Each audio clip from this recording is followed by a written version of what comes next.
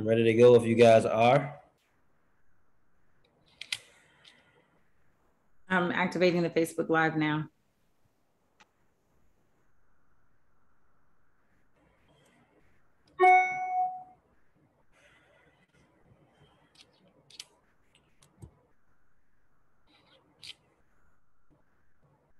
All right, good afternoon.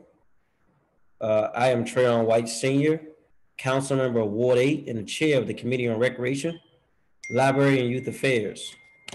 Today is Monday, January 24th, 2022. We are meeting remotely using the Zoom platform. The time is now 12:02 p.m. and I'm calling to order this public hearing on the agency oversight for DC Serve, also known as the Mayor's Office on Volunteerism and Partnership. Today's hearing will be on the government witnesses only. The office will start with the mayor's order on July 21st, 2000. The office was started with the mayor's order on July 21st, 2000. DC Serve mission is to connect people, funding, knowledge, and volunteer opportunities and resources to residents, business leaders, and philanthropic partners working together to give back and improve the lives and communities of Washington, D.C. Let me check and see if other members are present. I'm not seeing any. I call to the first panel of witnesses. They will be promoted from the audience, which should be here now. DC Serve, Mayor's Office on Volunteer and Partnerships, Government Witnesses, Chief Service Officer, Director Serve, DC Alexis Squire. If you can be promoted to the screen and turn your camera and microphone on, please.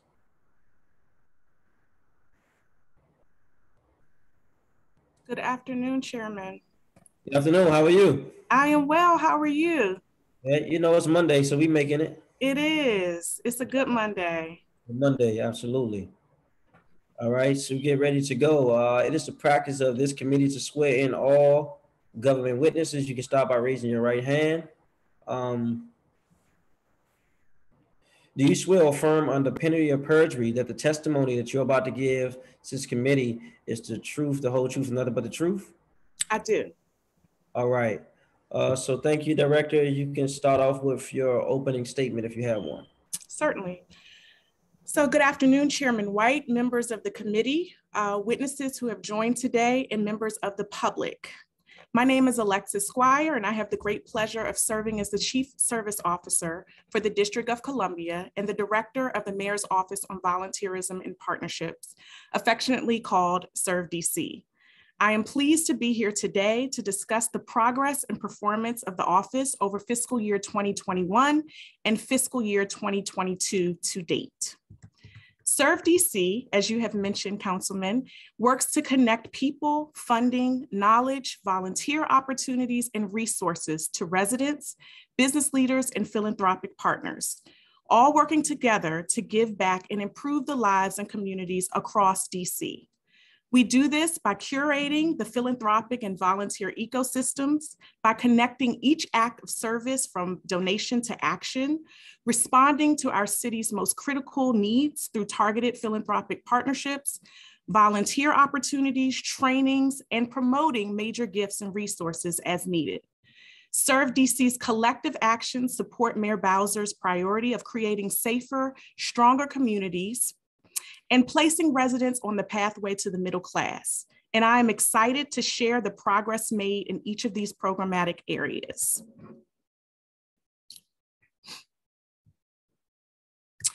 Fiscal year 21 was a great year of resilience, purpose, and activation for Serve DC. Our agency pivoted in step with changes in the public health emergency, inspired thousands to activate our DC values during unprecedented times, and provided what is possible when we connect human power and purpose to our greatest challenges and opportunities. In our national service work in fiscal year 21,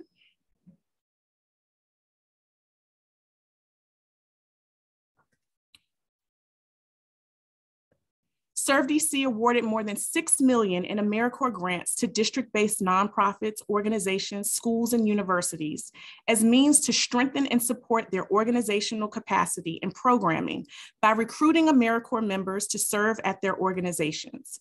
AmeriCorps members play a vital role in ensuring that our nonprofit leaders have the support they need to increase academic performance, grow our workforce, mentor our youth, address our food deserts, and cultivate environmental responsibility.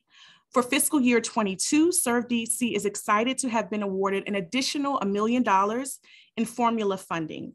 These funds will be used to both address the experiences of current AmeriCorps members serving in the district, but also serving to increase living allowances and to create a new AmeriCorps funding program that is focused on the mayoral priority of gun violence prevention and response. In addition to providing grant funding, Serve DC continues to deepen our relationships with subgrantees through joint volunteer recruitment, collaborative events, and member trainings. In November 2021, we held our 6th annual All-Corps Conference, an event that has continued to grow now and engage nearly 300 AmeriCorps members annually. The theme of this conference for this year was DC AmeriCorps Runs on Service. We are grateful to host this convening in person after fiscal year 21's conference that was in a virtual posture. Serve DC and the National Service Team continue to build upon the DC AmeriCorps story, one of equitable engagement, rich engagement, and resilient service for all district nonprofits and residents. In our emergency preparedness space, being fully prepared for an emergency or disaster is another one of Serve DC's priorities and extends beyond the limited capacity of government, requiring strong public-private partnerships to support the city in its response. In response to the public health emergency, we found it necessary to leverage all of our resources and standing partnerships to offer our emergency preparedness program and curriculum virtually. Additionally, we developed and expanded how Serve DC provides its direct service emergency preparedness training and saw cost savings as a result of technical trainings that were provided to our EP staff in the previous year. Collectively, through our community emergency response team called CERT, CPR training, and our Summer Youth Emergency Preparedness Academy, we have provided over 150 emergency preparedness training to 2,100 residents and stakeholders. These trainings were made possible by an MOU with the Office of the State Superintendent of Education and a grant through the U.S. Department of Homeland Security, with funding administered through the District Homeland Security Emergency Management, HCEMA. Over the last fiscal year, we were particularly pleased to be by the continued success of 3 major EP programs: our Cert Program, our SYEP program, and our DC Volunteer Snow program. The Cert Program continues to educate and train volunteers using consistent nationwide approaches that are relied upon by professional responders in basic disaster preparedness response skills, such as fire safety, light search and rescue, team organization, and disaster medical operations. The Cert Council has also been a success. The councils consist of 1 to 2 certified specialists in each ward that leads their ward's contingent of CERT members. The strategy allows for CERT coordinators to understand the hyperlocal issues that may arise in an emergency and develop strategies to address them.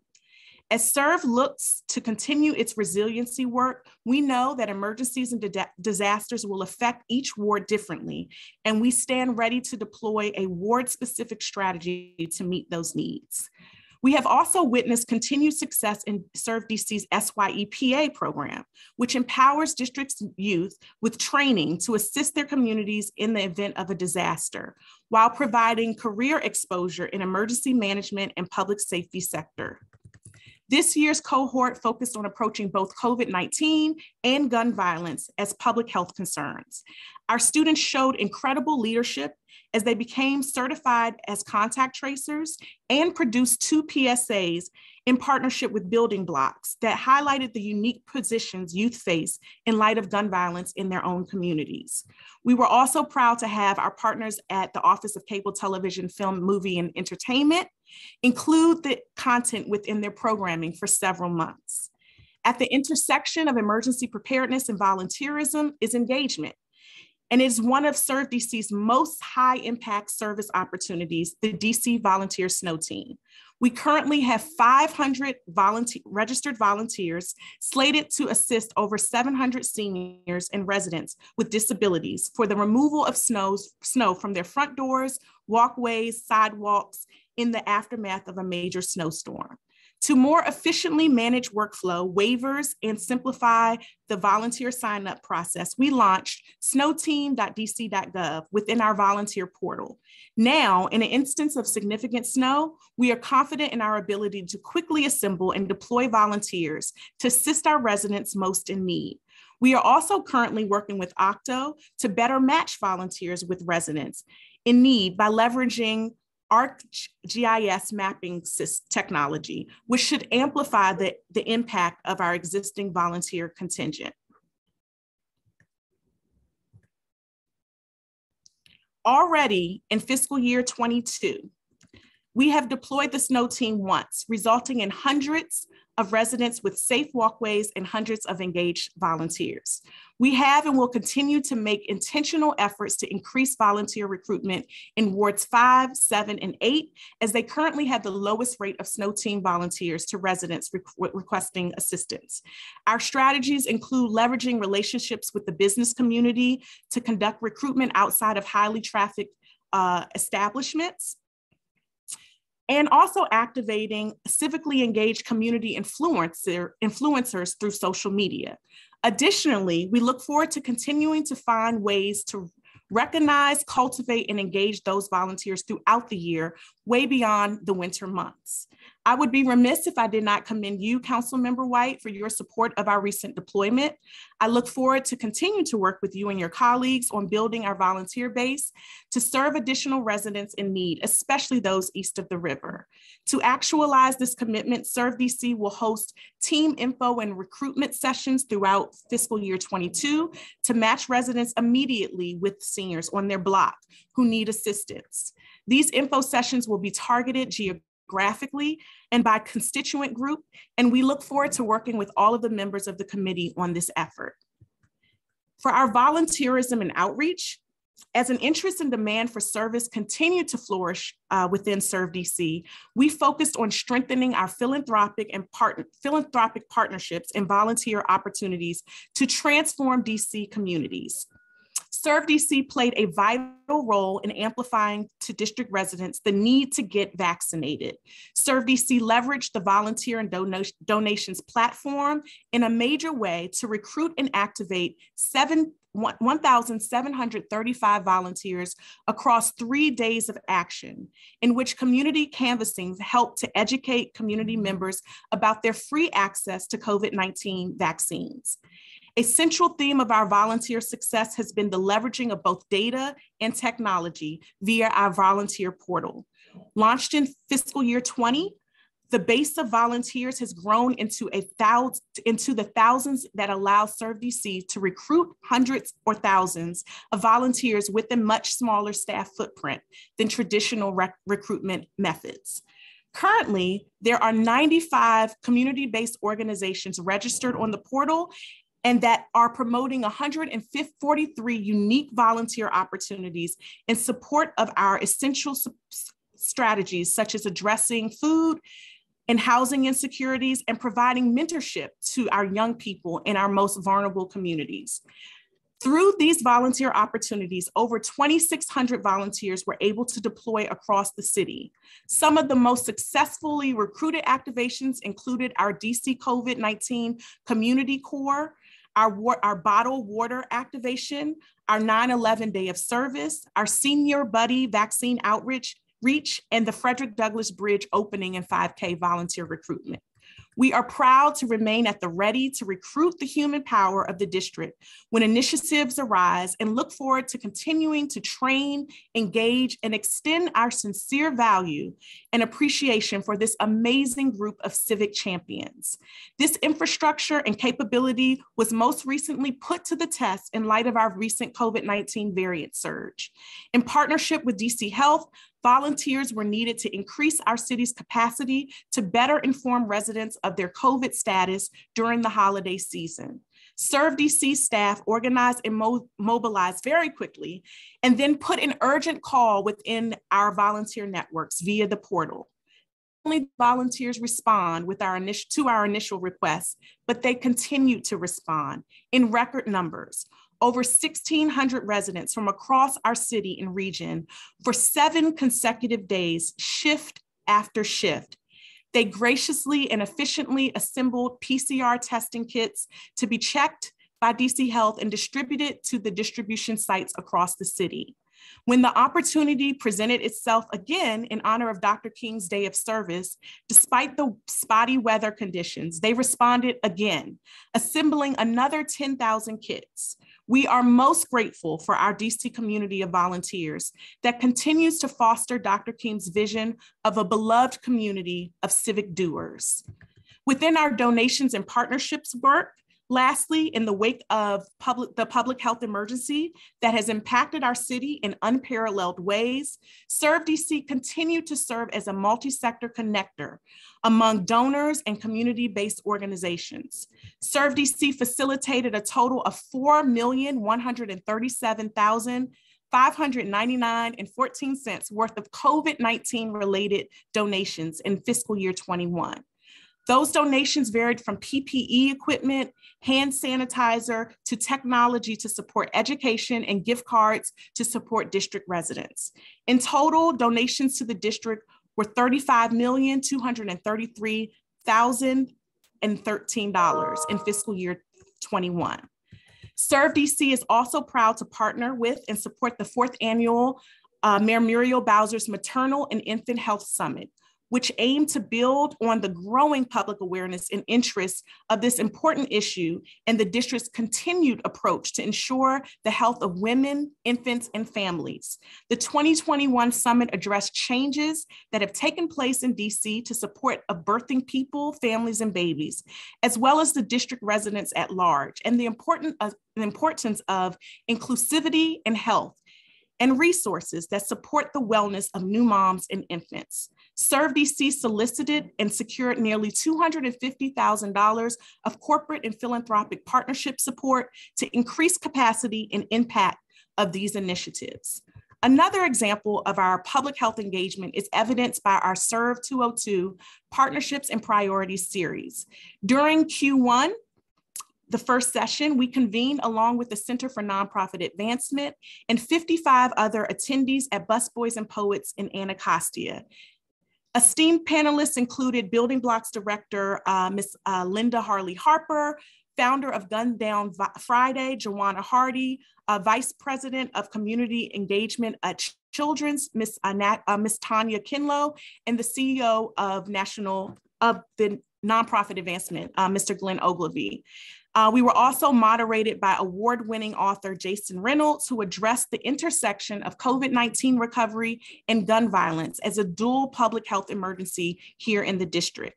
Success was evidenced by continued collaboration of attendees in the public health space that address funding and resources featured.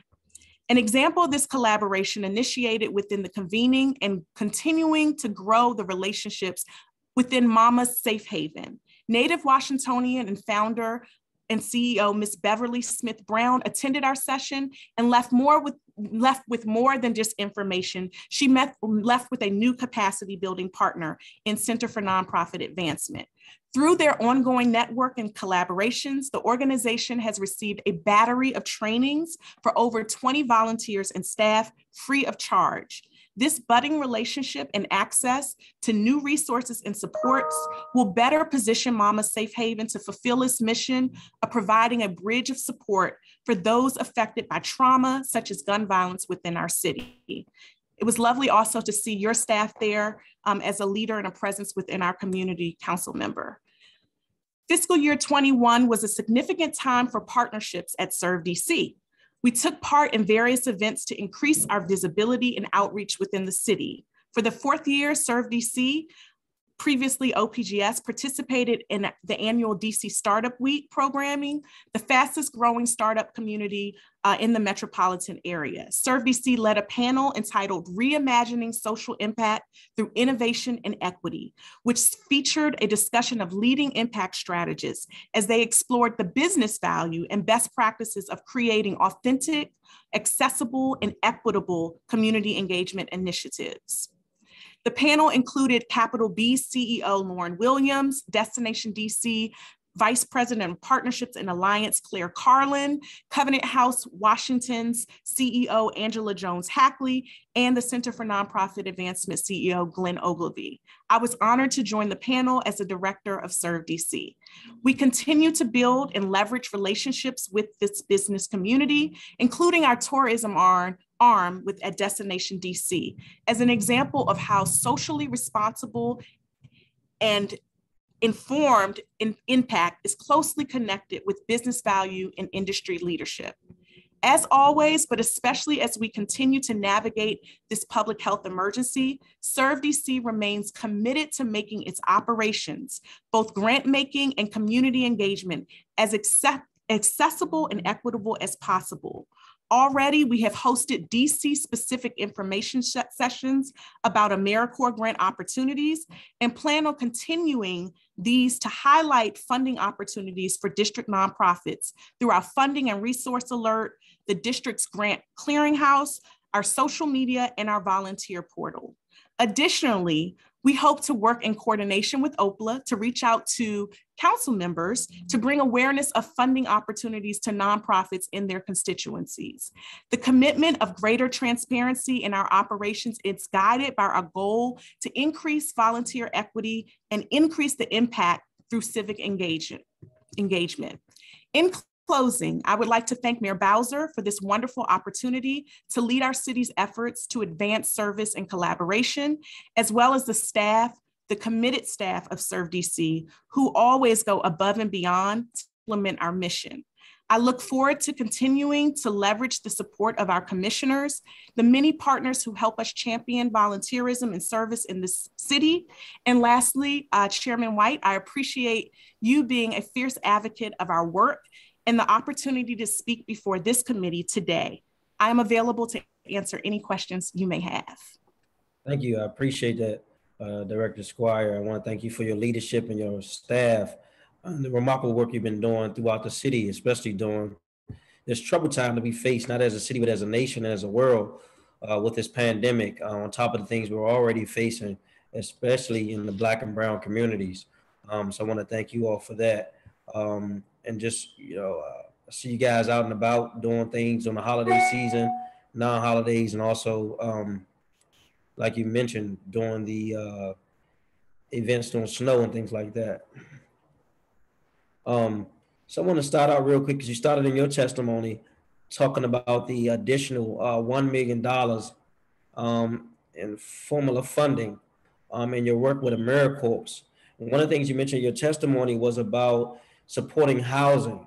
What is that partnership like? And can you tell me, how do you receive the money? How do you get the money out the door? And what's the time frame for how that happens? Sure. So this is an additional amount of money, $1 million that will be dispersed evenly over 3 years, because our formula, our AmeriCorps funding has a 3-year grant cycle. And so how we have arranged it, number one, we want to make sure, and I mentioned that we are working to amplify and really better establish the DC AmeriCorps story. And so part of that is supporting our existing members. And so we want to make sure that we have available funds to increase their living allowances. That is something that we've heard loud and clear that has been a barrier for some of our members here in the district. We also want to make sure that we are giving programs the availability to have more members. So part of that $1 million will be directly put into those existing programs to ensure that we are helping there to be some sustainability in their funding and their program impact. The other part of that $1 million will be so that we can have a new organization. As I mentioned, we're in year 2 of a 3-year cycle.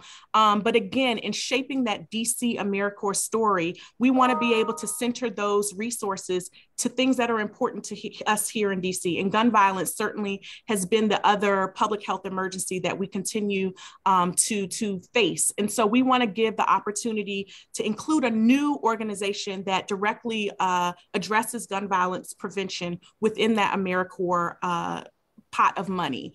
So our formula, the way that we are able to do it, we put out an RFA, which we will be doing in the next week. And we will put out that on our website. We will include it in our funding alert. We will highlight it on social media, and we will be working with council members, with your office and others, to make sure that you can have the information to share with your constituencies. Once we put that out, we will also host an information session. And so folks that are interested will be able to learn more about the opportunities. And then we will go through the process through a portal that we use, Zoom Grants. We'll do peer reviewing and all of the other elements that are important to having an equitable review process. And then we will actually award those funds. They will be applications will due sometime in April, and we will get notice of the award sometime in the summer. Is this for the violence intervention, or is this for the housing with the summer? Yeah, so we have mayoral priorities that we address with our formula. And so housing is one that we always address. So we will support an organization that deals with that, but we're adding the gun violence prevention to establishing it as a mayoral priority within our funding streams. Got it. So when will the funds be distributed to support housing? So they will be a part of that same timeline. So we have organizations that are presently being awarded from us, but they will get additional funds during that same timeline of April. They will submit in April, and then they will be awarded in the summer. Okay. And this new initiative that will be started, when will this be up and running? So yes, so we will be putting the RFA live by the end of this week. So we will make it, it'll make it to our funding alert. By next week, it'll be live on our MOCA website. And then we'll also promote via social media. Thank you. Also, I want to speak a little bit about the CERT, the Community Emergency Response Team program that we evaluated. What have you learned from this? Can you tell us what it is for those who don't know in the public, and what have you learned from the evaluations?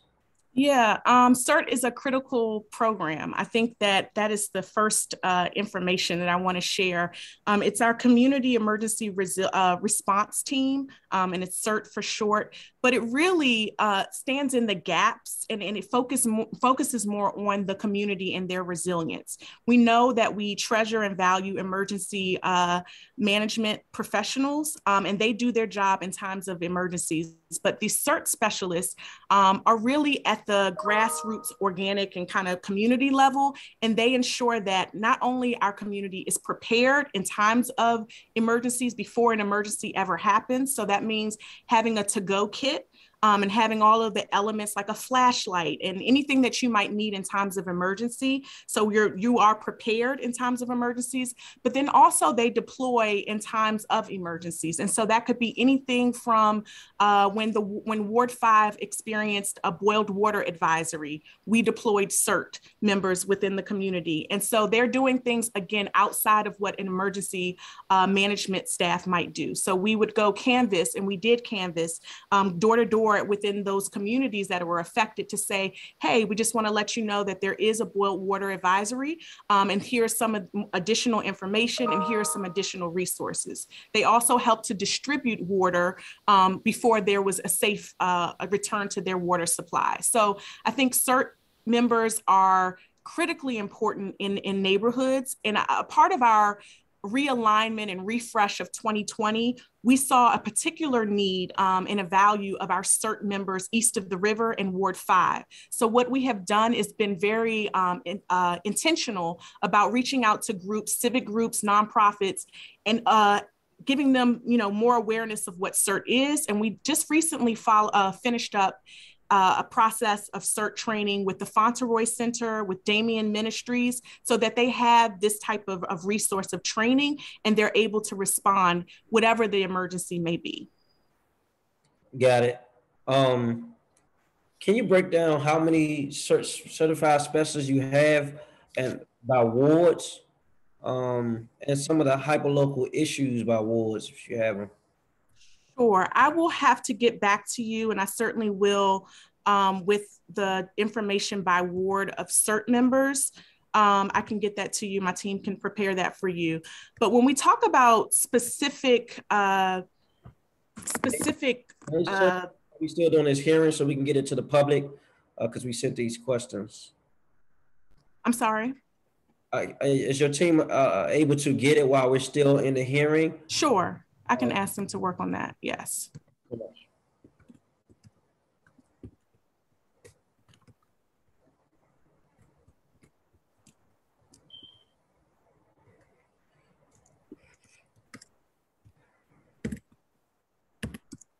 And so when we're talking about CERT ward-related issues or nuances, something that comes to mind would be, like a flooding. Some neighborhoods are more susceptible to flooding, like, we know that Georgetown, or, some just have lower flood lines. And so the CERT specialist or CERT leaders within that community, that's something that they would anticipate and be able to speak specifically to their CERT members, CERT members, to make sure that they are aware of that they're being, aptly positioned and ready to respond. We also, I just mentioned the Ward 5 situation where there was a water issue there.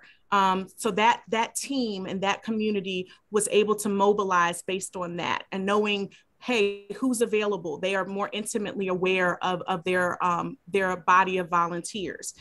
We also have deployed CERT members to help us with our vaccine distribution awareness building. So east of the river, our CERT members have been a part of our volunteer activation and deployment to make sure that seniors and those who are more vulnerable know about their access to vaccines.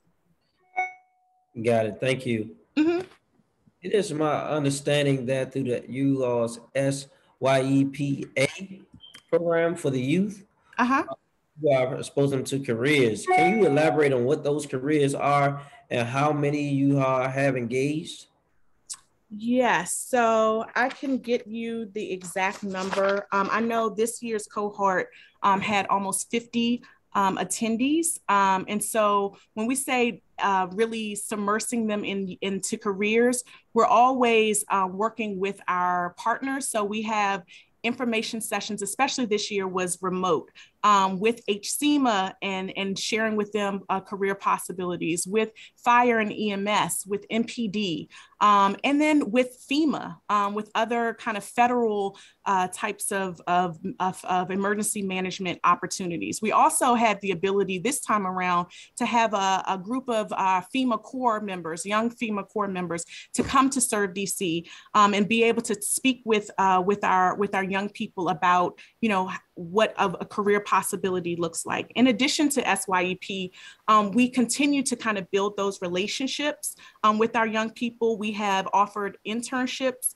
as a possibilities with some of our partner organizations, and we've done additional capacity building. So one that we will repeat again in March, we've had highlighting women in emergency preparedness, a panel that we've done in partnership with MOPI, the Mayor's Office on Women Policy and Initiatives. And so we make sure that our young people are aware of these career possibilities, but then also that they're hearing some of the trajectories and just some of the pathways that they are able to do that. So we've had, what comes to mind is a young man, Lamont, that came through our SYEP program and now is a cadet within the fire and EMS. So those are some of the successes that we look forward to having with our young people who come through our organization through SYEP. On that note, thank you. Do you track, just figure out what percentage go and stay in careers at all? No, we have not done that traditionally, but that's something that we can do moving forward, definitely. And I think it's something that I have prioritized here and continue, plan to continue, is really to tracking our data, because then we know that we can really track impact through data. So that's another data point that we can certainly make sure that we track moving forward. And also, in addition to that, what about college access or career access? Are you tracking those? Because I mean, I heard you say 50, so it's not really that many in that cohort, or pretty sure it's not a large number. And if you do track it, what are some of your thoughts around how do you track it? Yeah, so I know that our specialist has a strong connection and stays connected with our alums, we call them. So what we do, we leverage them as alums to come back for the next year and talk to our young people about their experience with SYEP and what they have taken from it, lessons learned, or how they're implementing it in their everyday lives. Sometimes it's not a career trajectory, but it's being prepared. They also get certified in that process. So it's telling them how to better mobilize themselves in light of the accreditations and things that they get. But definitely we can continue to track the data around them and track which of those young people go into emergency management fields. Got it. I'm interested in hearing more about that at a later time. Sure. I wanted to know, you all recruit volunteers. Where are you with the total volunteers you all have in the agency, and how are you communicating with them? Yes, so I think I mentioned in my testimony where we are. We're at over 2,000 volunteers that activate regularly. And so how we engage them is through our portal. That's like a threshold or kind of a baseline. We make sure that after each activation, we're sending a survey, that we are tracking their experiences. We have our inboxes, volunteer at servedc.dc.gov, that helps us to, just really capture their feedback. But then also we're engaging them outside of their volunteers. We're saying thank you to them. We're making sure that they are aware of any chances that they can continue to get involved. And we're connecting them to other opportunities outside of the district government. So if they are interested in that portal allows us to track and capture a lot of their availability windows, some of their preferences, and some of their skills. And so we're able to reach out to them and say, hey, we know that you are interested in, you are a legal, expert. And here are some opportunities outside of the district government with a community-based organization that might be of interest to you. So that really, back to that data and technology, allows us to capture those that information and then leverage it so that they continue to matriculate through all of our offerings. We might say, hey, did you know about CERT? Here's another opportunity to stay connected. Are you interested in being a peer reviewer? When we talk about diversity and inclusion of our grants, we want to make sure that we're feeding that base additional opportunities to stay engaged. Got it. And I guess I'm trying to understand too, deployment of those volunteers. I heard you just speaking to, and I think that's a wonderful idea, to categorize people that serve in different sectors that they're good at or serving. I think this is amazing.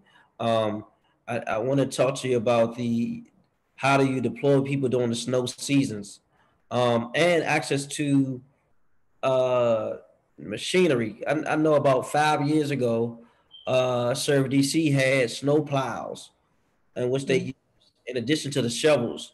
And I know you guys to access shovels. Do you all still deploy the volunteers? And if so, in what capacity, and what happened to the snow plows? Okay, I can certainly look into the snow plows. That predates me, but that's something that I could certainly look into. And I think where we do a great job and we continue to, is to grow our partnerships. So we when there's a need, we certainly can continue to reach out to our agency, kind of sister agencies to help us. We have done that with, SALT, with DGS or with DPR, but we will continue to explore better ways or other ways that we can continue to have resources available in times of snow.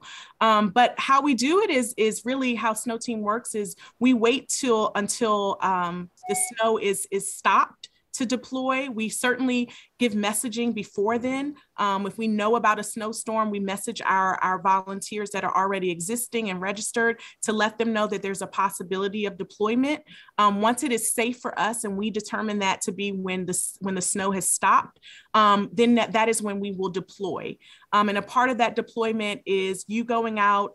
If you don't have a shovel, we are making ourselves available within our office to make sure that you have availability to a shovel. This last snowstorm, the one of early January, we thought it was, for accessibility purposes, we opened up a second location for folks to get their shovels at the Reeve Center, just to make sure that people weren't going across town if they needed the shovels.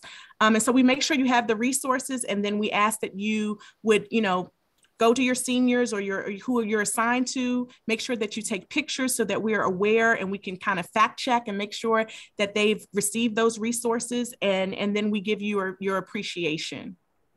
Okay, so you all have I know we normally have a list, you all normally have a list of seniors. How's that list divvied out to the volunteers in their area, or I guess which ones they're supposed to be assigned to? How's that?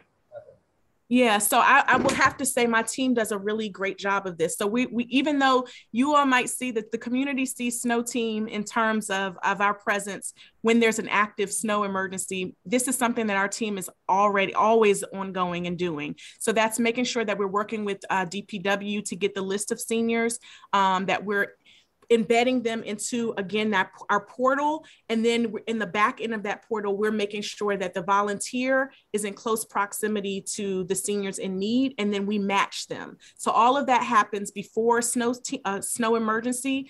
It can sometimes happen in real time if we get new volunteers, but that's certainly stuff that we're doing behind the scenes ever before the first drop of snow.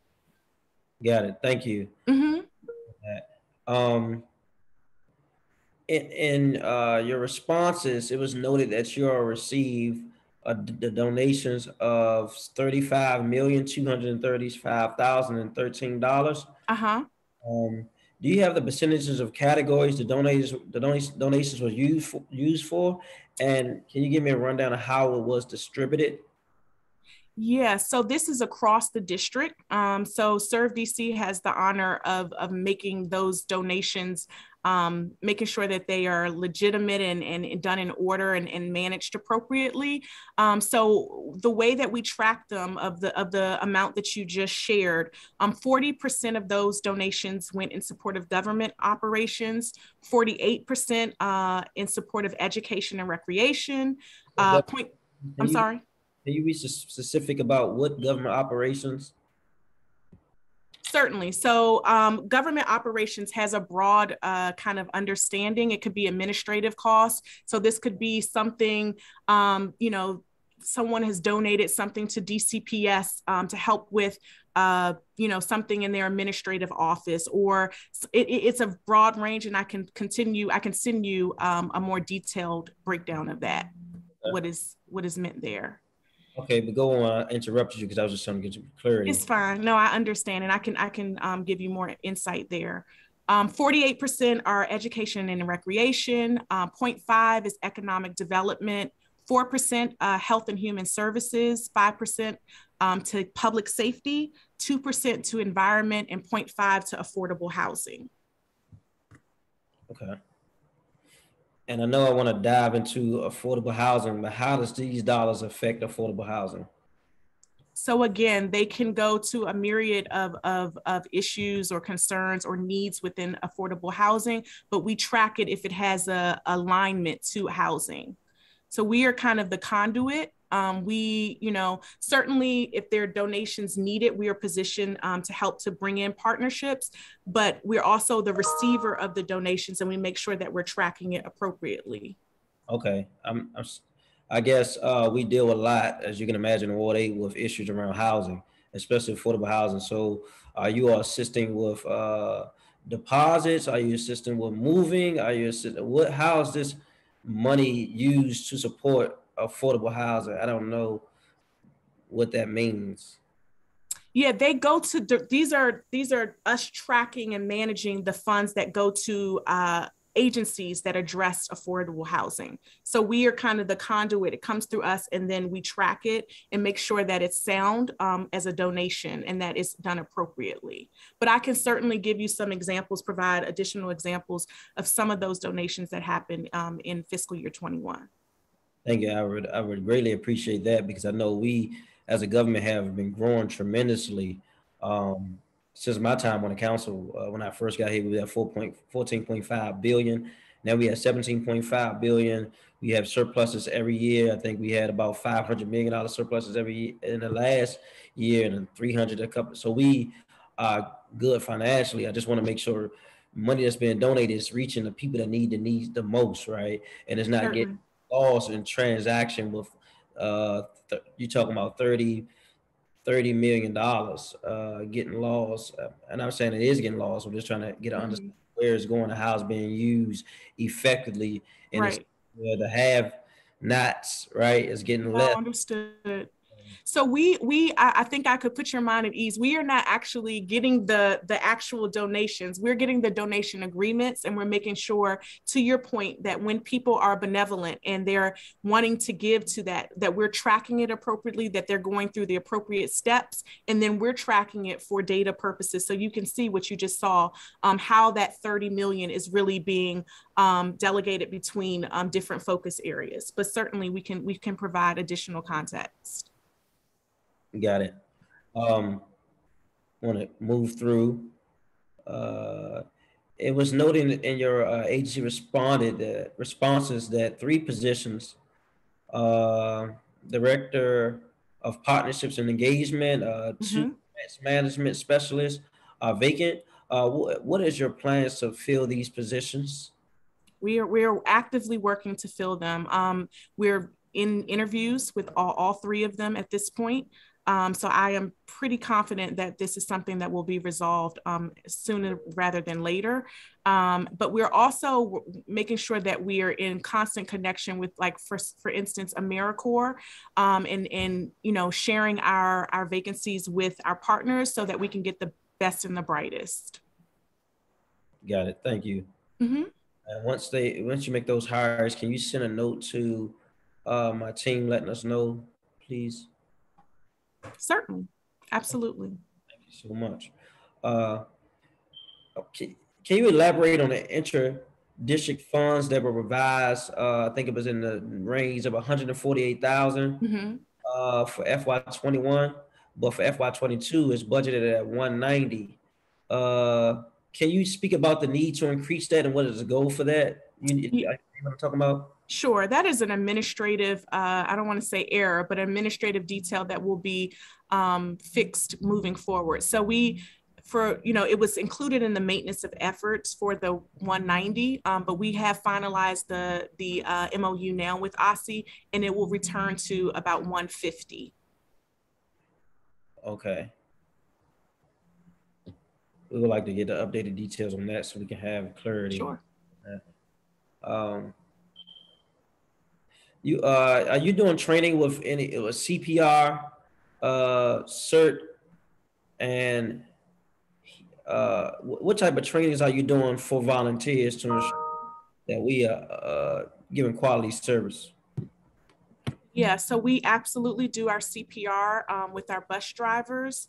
And then we also do training for CERT with our community members. As I mentioned, we kind of try to partner with organizations that are east of the river, with civic groups, with mutual aid groups, to make sure that they get the trainings that they need. We also do trainings for our AmeriCorps members to make sure that they have the appropriate grant management, financial, fiscal oversight. So we're always offering trainings to our subgrantees. That's another kind of bucket of training that we do. But we do CPR, AED training. We do, as I mentioned, first aid. And then we do CERT training and CERT info sessions. Got you. I think I saw in your responses that you all gave out 14 community-based grants. How many applicants did you all get? And was there any type of standout categories that you were looking to support? So these grants are through our AmeriCorps work. And so, as I mentioned before, some of our mayoral priorities that we address through these grants are housing instability, environmental sustainability, food insecurity, and then now we will be adding gun violence prevention to that group. So we are making sure that we are hitting the biggest priorities through our grant funding. So each of those has demonstrated strong leadership and oversight in addressing those key areas. How many applications did you get? I can check with my staff to see how many applications we received, but we, through a process of our peer reviewing, and then also we vote through our commission and also send to AmeriCorps, we are able to award 14. Okay.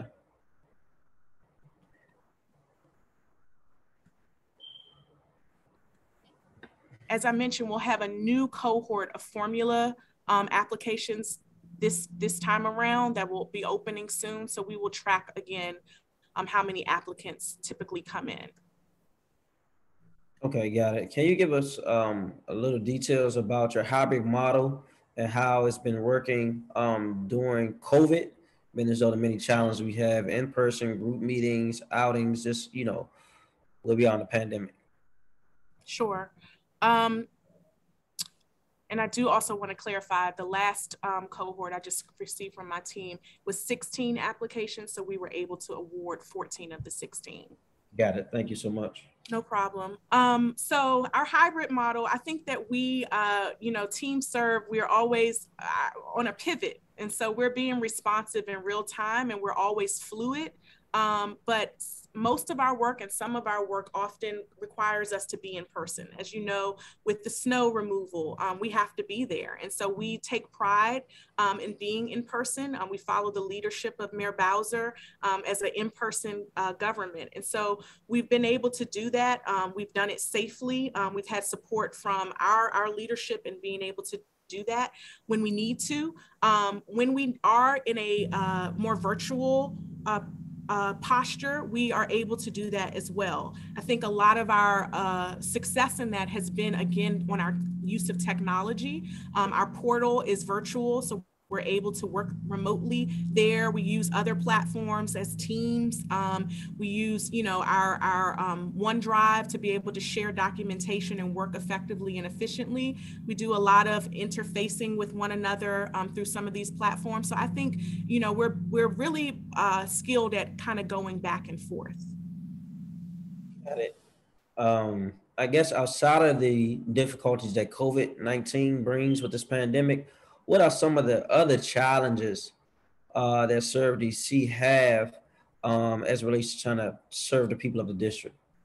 Yeah, I think that I like to see our challenges as opportunities, and we have some great opportunities ahead of us. I think we're we're positioned really well.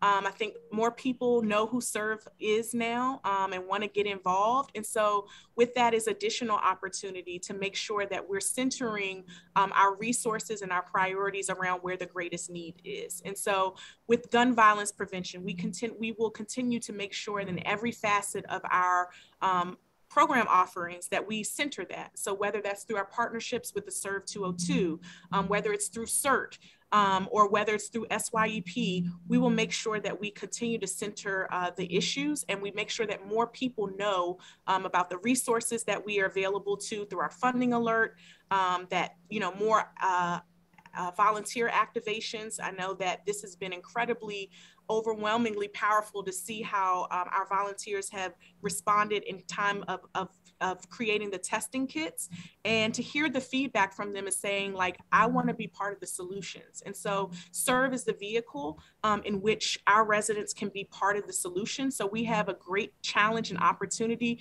to make sure more residents are more engaged and that we're creating more solutions. Thank you. I'm glad you spoke about trying to address the needs in a creative way. I guess for me, I'm just trying to figure out ways in which we can serve our seniors, right? Mm-hmm. And our youth in a more constructive way, because those the populations is more vulnerable with Certainly. seniors dying because they have pre-existing conditions, or our those with disabilities or health conditions. And I'm seeing more now. I was just at Anacostia last week. The amount of stress and depression youth and young adults are facing trying to go through education, going to school. Right. Some of their class tests positive for COVID. They not necessarily have it. They get sent home for what was 14 days, now 10 days, and I'm hearing maybe 5 days as the mayor changes. And now have to go back to school disconnected, and another person tests positive. They may not be them, but because they're in close proximity, go home again. And so I know it's not solely on your office, but I'm always concerned that we are trying to figure out ways that we can use all government agencies to meet the needs of those residents who we have in a district that may not be as connected to our services. Yeah, I agree. And I think one opportunity, especially with our youth, is the continuation of our SYEP program. We do run it throughout the year. And we want to make sure that our young people feel empowered and prepared, and that our community is resilient.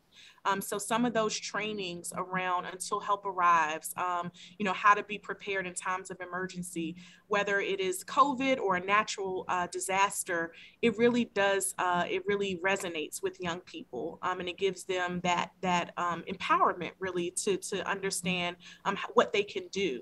So we're always giving out community service hours when they are activated in volunteerism with us, and just keeping our young people close to our programming, because I agree that they are our most cherished population. The same with seniors. I think that another time that we partnered with your office effectively was when we were doing the outreach, the senior buddy vaccines, and we wanted to make sure that as many seniors as possible, especially with where our data informed us that our seniors were not having as much access. So we reached out to your constituent services, and we were able to be connected with the Wynn Properties and their project property management. And she gave us, a list of over 160 seniors that we were better positioned to go to directly and share with them, the opportunity for them to get free access to vaccines, and to get scheduled and get their appointments right then on the spot. So we cut out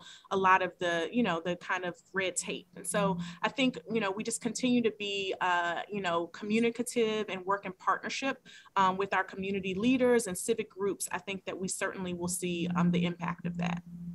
Now, your previous answer, you talked about being able to, the funding alert. Mm-hmm. In the Office of Partnerships and Grants is underneath for Serve DC, Mm-hmm. right? How is that coming along as far as getting information out, making sure partners are touched, especially the nonprofit community? I want to thank you all. You all joined us in one of the forums I had to figure out how we as a government Mm-hmm. can do more to service that sector, because I want to say I grew up in the nonprofit field in DC, and there's been a significant decline in resources allocated to the nonprofit community, access, and people just don't know where to go. So I wanted to hear a little bit more from you. How's that coming along in the outreach efforts, and are you doing anything unique to kind of get the word out about funding opportunities? Yeah, so that's a great, comment there. I too have a background in nonprofits, from housing to health related missions. And so I certainly know the impact of these funding opportunities. And so, yes, we continue to do our funding alert. We continue to make sure that the funding alert, what I'm most proud about is that it's not just funds, but it's all the other resources that might be critical to nonprofits. So whether it's COVID related and recovery, grant opportunities, or just city services that they may not know about otherwise, we also include them. If there's some innovative, collaborative opportunities, or just anything that might be a resource to our nonprofits, we're also including it in that funding and resource alert. So we've even elevated the name of it.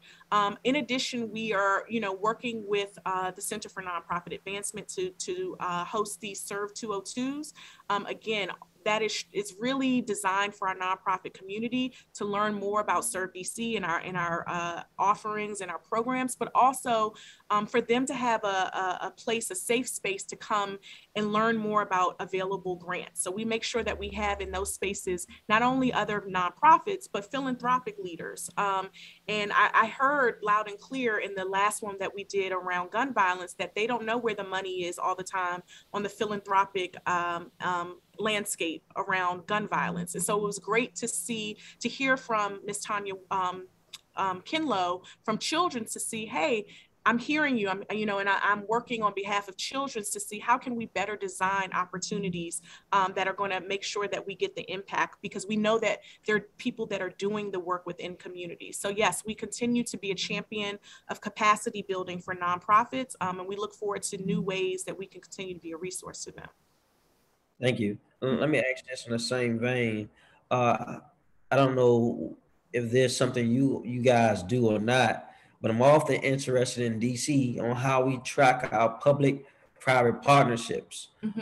We have some unique reach in DC, being a metropolis major city, and we have a lot of businesses that's here in DC and surrounding areas. We even had Amazon move to this region. Yeah. Impacted the economy in a significant way. Does your office track and build out or foster partnerships between the public and private sector and government? We do. And that is something, again, that we take a lot of pride in. So we are definitely those same mayoral and kind of city challenges, our greatest challenges. We are ensuring that partners are aware and that they have a seat at the table. So I think I referenced the Maternal and Infant Health Summit, something that is really important to Mayor Bowser, but it's just a great need and a critical issue within our city. We make sure that the partners that should be at the table are there for the summit and otherwise. So I think, some of the biggest health providers like Johnson & Johnson, they are understanding and aware of what initiatives are happening within our city. Some nonprofits even that have philanthropic arms, we're making sure that they, like March of Dimes, are able to be leaders in that way so that we can really have that multi-sector approach to any solution that we create. But definitely, I'm saying in close connection with our corporate partners. Another example is with Destination DC, which is a new partner for us here at Serve DC, but just understanding the power of social impact, even as it drives business. So we know that, Destination DC is responsible for bringing multi-year conferences and events to the city. And they don't want to just come here just to have a conference. They want to know what DC is and be a part of our infrastructure and our impact. And so Serve DC is positioned to be able to bring those new partners to the table and curate service opportunities for them so that while they're here, they're doing good. And so that's a great opportunity for us. Uh-oh. You're on mute, council member.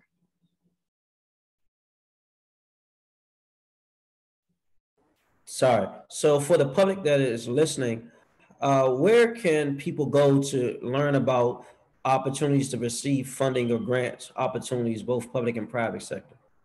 Yeah, so it is located on our website. Give me one moment. I'm gonna pull it up for you.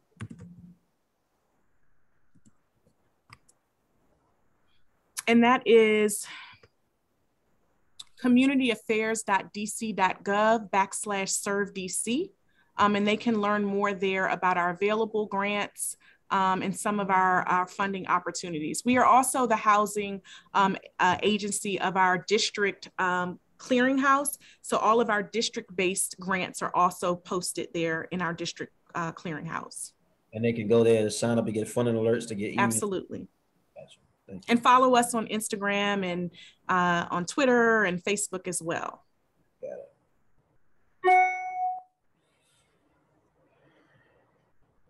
We want to note that we're interested in doing another forum with the nonprofit community because we're hearing more demand. I think, but is 202? You just mentioned it. The Serve 202, the partnerships and priorities. That's been very helpful to people trying to figure out their way. Mm-hmm. We want to do more of that. Certainly. Especially during a time we are social distancing or doing distant learning or working more virtually. Okay. Yeah, we're going to be doing another one around equity and volunteerism and service, and then we're going to be doing one on financial empowerment. So we would love to have your partnership on that. Got it. Can you tell me with District Startups Week, mm-hmm. Many of the participants startups are receiving funding have received funding for FY21? So that is actually an information session, a capacity building. This will be the 5th year that we participate, but it's really a business community forum for startup businesses, but we know, to your point, how critical the nonprofit sector is in the district. So we do one session that is just designed around nonprofits, and we're telling them, best practices, or kind of redefining and reimagining some of the industry norms or trends. And so it really is a capacity building. We do have nonprofits that address us there, that come up to us and say, hey, I would like to learn more. And so that's how we kind of use, that opportunity to get them connected with the funding alert, or tell them about additional CERT programming that they can attend. Got it. Mm-hmm. Give me 1 second. Sure.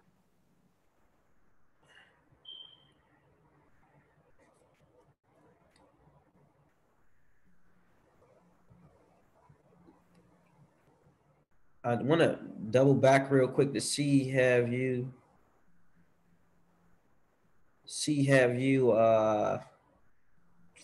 got the answer about the certified specialist by ward. Have you got that information yet?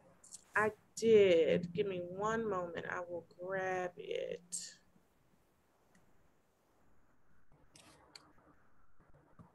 So in Ward 1, we have 245,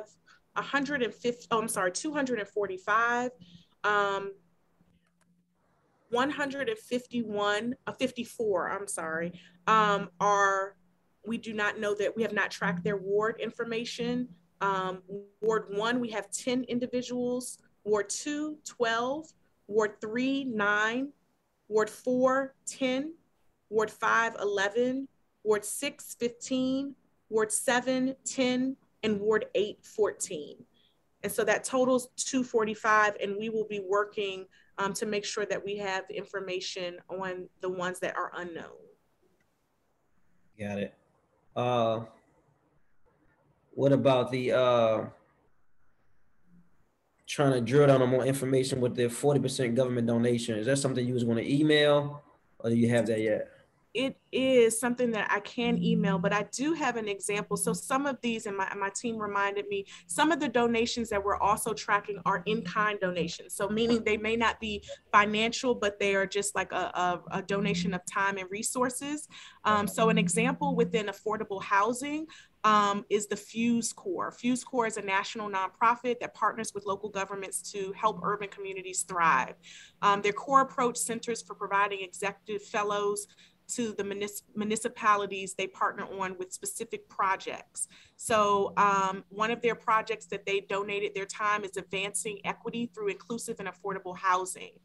So that's an example of what would happen, how a donation would be kind of earmarked as affordable housing, but it could be a donation of time and resources, or it could be actual financial fiscal donations.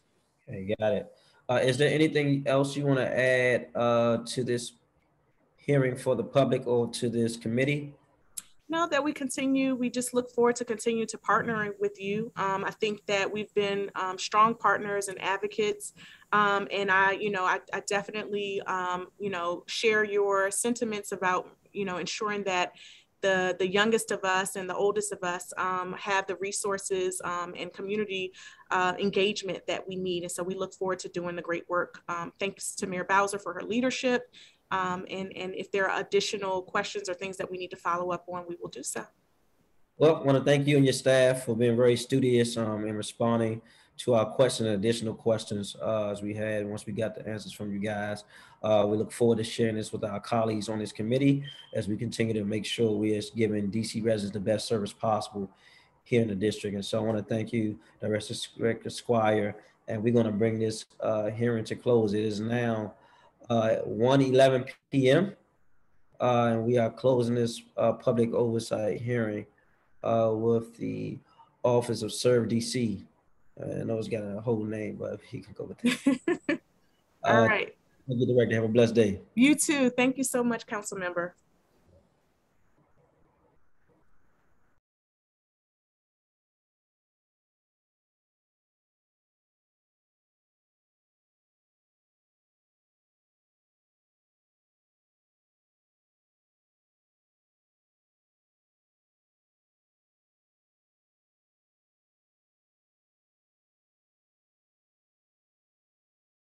All right, the Facebook Live is down. Thank you.